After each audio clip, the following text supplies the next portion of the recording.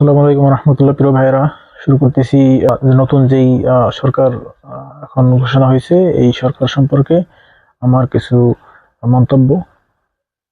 সেক্ষেত্রে যদি আমরা এই মুহূর্তে আহ, যেভাবেই হোক তারেক রহমান সরকার গঠন করবে, ভোট সম্পর্কে জনমত যেরকম আছে সে ব্যাপারে আমি মন্তব্য করতে আসিনি। গুরুত্বপূর্ণ বিষয় হচ্ছে এখন আমাদের দেখার পালা যে এই সরকার গঠন করবে, এই সরকার কিভাবে সে রাষ্ট্র পরিচালনা করবে। প্রথমে আমি মনে করি দিব, বিশেষ করে আমার কথা বলার উদ্দেশ্যটা একটু বলি। আমি একজন চাষা এবং শ্রমিক এবং প্রবাসী। সেই ক্ষেত্রে আমার কথা তো আর তারেক রহমান শুনবেন না, কিন্তু আমি আমার আমার যে পরিচিত ভাই বন্ধুদের মধ্যে যে সমস্ত ভাইয়েরা বিএনপিকে ধারণ করেন এবং বহন করেন, তো তাদের জন্য বলি যে আহ, আপনাদের উপলব্ধি করা উচিত। আপনারা জানেন যে আমি বলেছি আমি আমার নিজের ব্যক্তিগত রাজনীতি তৈরি করেছি, ব্যক্তিগত রাজনীতি আমি ধারণ করি এবং বহন করি। সেই রাজনীতির সাথে যদি কোনো দলের রাজনীতি বেশিরভাগ মিলে, তাহলে আমি তাকে সমর্থন করি। এই একই তরিকায় আমি এবারে জামাতকে সমর্থন করেছিলাম। তো যদিও তারা এবার সংখ্যাগরিষ্ঠ পাননি এবং সরকার গঠন করতে পারবে না, এটা দুঃখের কিছু নেই। আমি নিজেকে একজন মুমিন হিসেবে দাবি করি এবং আমি বিশ্বাস করি আমার সেন্টার হচ্ছে আল্লাহ, কোরআন এবং হাদিস। আমি একজন কোরআন হাদিসের শিক্ষার্থী, এই মুহূর্তে চলমান শিক্ষার্থী নিজ উদ্যোগের। সেই ক্ষেত্রে তারেক রহমান সাহেব এখন সরকার গঠন করবেন।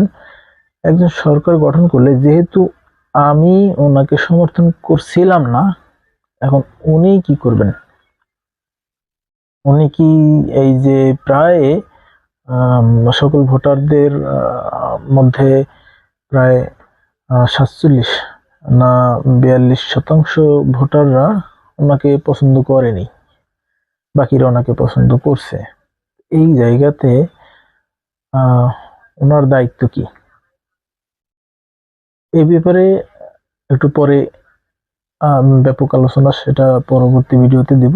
এর আগে মাত্র কয়েকটা প্রশ্ন বিএনপি মোনা যে সমস্ত ভাইরা আছেন এবং যারা অন্যান্য দলকে ভালোবাসেন তাদের জন্য বলতেছি, উনি কি এখন যে প্রতিশ্রুতি দিয়েছিলেন সেই প্রতিশ্রুতি কি রক্ষা করতে পারবেন?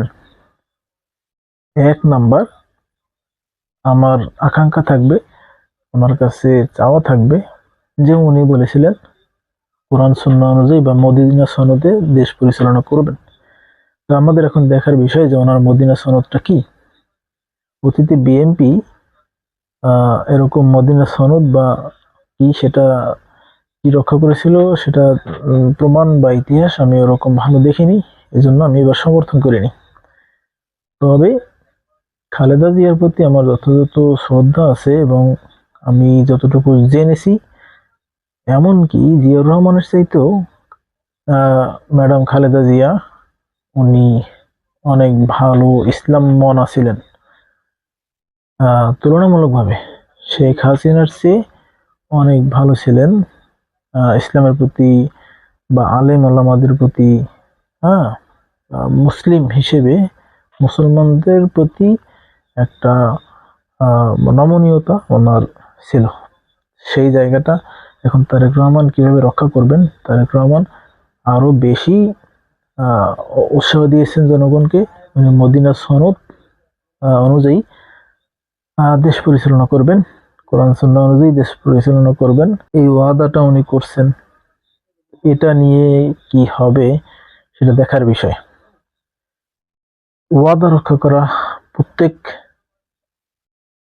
নরনারীর জন্য, বিশেষ করে মুসলমান বলে যদি কেউ দাবি করে, তাহলে তার জন্য ওয়াদা রক্ষা করা কতটুকু জরুরি আমি আমার সংক্ষিপ্ত জ্ঞান থেকে একটু বলি।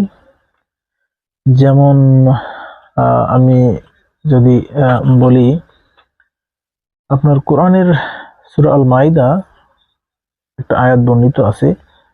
সেটার মূল কথাটা এরকম যে যদি কেউ ইমানদার হয় মানে যদি কেউ মুসলমান বলে স্বীকার করে তাহলে তার জন্য অঙ্গীকার পূরণ করা খুবই গুরুত্বপূর্ণ।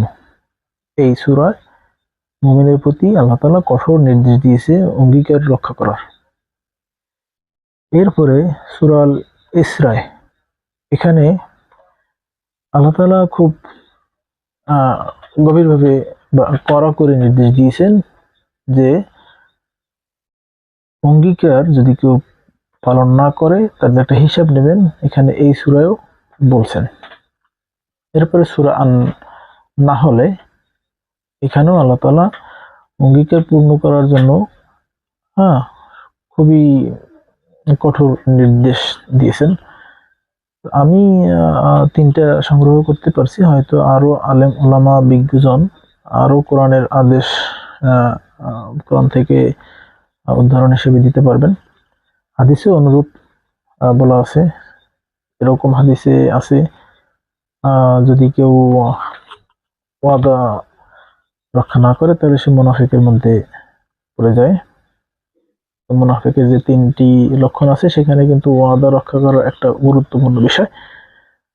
এরপরে যদি কেউ ওয়াদা রক্ষা না করে তাহলে তার মুমিন বা মুসলমানিত্বই থাকে না, এরকম একটা বিষয় আছে। তো নির্বাচনী ইস্তেহার বা ওয়াদা, এই ব্যাপারে তো আমি খুবই সতর্ক উভয় দলের প্রতি। আমি যেই দলকে সমর্থন করেছি জামাত ইসলাম, তাদের প্রতিও আমি, তারা যদি কোনো প্রকারে ওয়াদা রক্ষায় ব্যর্থ হয় আমি তাদেরকেও নিয়েও সমালোচনা করতে রাজি। তো এতটুকু বলবো, বেশি কথা বলবো না। দেখার বিষয় যে এখন উনি মদিনা সনদ অনুযায়ী কিভাবে দেশ পরিচালনা করতে পারেন এবং সেটা কতটুকু পারবেন এটা দেখার বিষয়। আমরা 18 কোটি মানুষ এখন, বা দেশের সমস্ত জনগণ, ওনার বিরোধী এবং পক্ষের সকলেই অপেক্ষায় আছি যে কেমন করে উনি ওনার ওয়াদা রক্ষা করেন।